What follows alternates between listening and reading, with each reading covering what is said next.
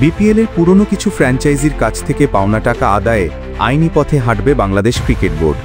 Dhaka gladiators, Barishal bulls, Khulna tigers, Chittagong kings সহ কয়েকটি সাবেক দলের বিরুদ্ধে কোর্ট রেকর্ড তৈরি করেছে সংস্থাটি। একের পর এক আইনি নোটিশ পাঠানো হলেও অনেকেই এর কোনো জবাব দেয়নি। এই প্রক্রিয়ার অংশ হিসেবে সাবেক চিটাগং কিংসের মালিকানা থাকা প্রতিষ্ঠান এসকিউ স্পোর্টস এন্টারপ্রাইজের বিরুদ্ধে আর্থিক লেনদেন সংক্রান্ত কোর্ট রেকর্ড তৈরি করেছে বিসিবি। প্রতিষ্ঠানটির কর্ণধার সামির কাদের চৌধুরীর কাছে $37,82,056, যা বাংলাদেশি মূল্যমানে প্রায় 46 কোটি টাকা দাবি করে আইনি নোটিশ পাঠানো হয়েছে। 2012 ও 2013 সালে সামির কাদের ছিলেন চিটাগং কিংসের মালিক। সেই সময় স্থানীয় ও বিদেশি ক্রিকেটারদের সঙ্গে চুক্তি ও অন্যান্য খরচের ক্ষেত্রে বিসিবির সহায়তার উপর নির্ভরশীল ছিলেন তিনি। বিসিবির হিসেব অনুযায়ী তার কাছে এখনও প্রায় 46 কোটি টাকা পাওনা রয়েছে।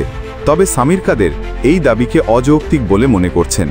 তার ভাষায় 2015 সালের পর বিসিবির কেউ তার সঙ্গে আর যোগাযোগ করেনি। অন্যদিকে বিসিবি বলছে 2015 সাল থেকেই কোর্ট রেকর্ড তৈরি ও আইনি প্রস্তুতির কাজ শুরু হয়েছিল।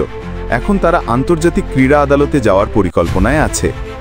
সামির কাদের অভিযোগ করেন 2012 সালে 6 কোটি টাকা খরচ করে তিনি চিটাগং কিংস কিনেছিলেন। বিসিবি জানিয়েছিল এই টাকা ফেরত দেবে, কিন্তু সময় মতো দেয়নি। সেই সময় কোনো স্পন্সরও ছিল না। সব মিলিয়ে তিনি প্রায় 14 কোটি টাকা খরচ করেন, কিন্তু কিছুই ফেরত পাননি বলে দাবি তার। বিসিবির পক্ষ থেকে বলা হচ্ছে চিটাগং কিংস নাম ব্যবহার করে খেলোয়াড় ও কোচদের সঙ্গে চুক্তি করা হয়েছে। কিংস দল বিদেশি ক্রিকেটার এনেছে এবং বিসিবি থেকে নানা সুযোগ সুবিধাও নিয়েছে। তবে এরপর তারা বিসিবিকে টাকা ফেরত দেয়নি। বিসিবি এখন তাই বাধ্য হয়েই আইনি পন্থায় হাঁটছে। চুক্তি অনুযায়ী খেলোয়াড়, কোচ ও স্টাফদের বেতন মূলত বিসিবি দিত, পরে ফ্র্যাঞ্চাইজিকে সেই অর্থ পরিশোধ করতে হতো। বিসিবির দাবি তারা চিটাগং কিংসের হয়ে 28 জন খেলোয়াড়, কোচ ও স্টাফের চুক্তির টাকা পরিশোধ করেছে, এখন সেই অর্থ ফেরত চায়। এই অর্থ ফেরত পেলে তা খেলোয়াড় কল্যাণ তহবিলে যুক্ত করা হবে বলে জানিয়েছে বোর্ড।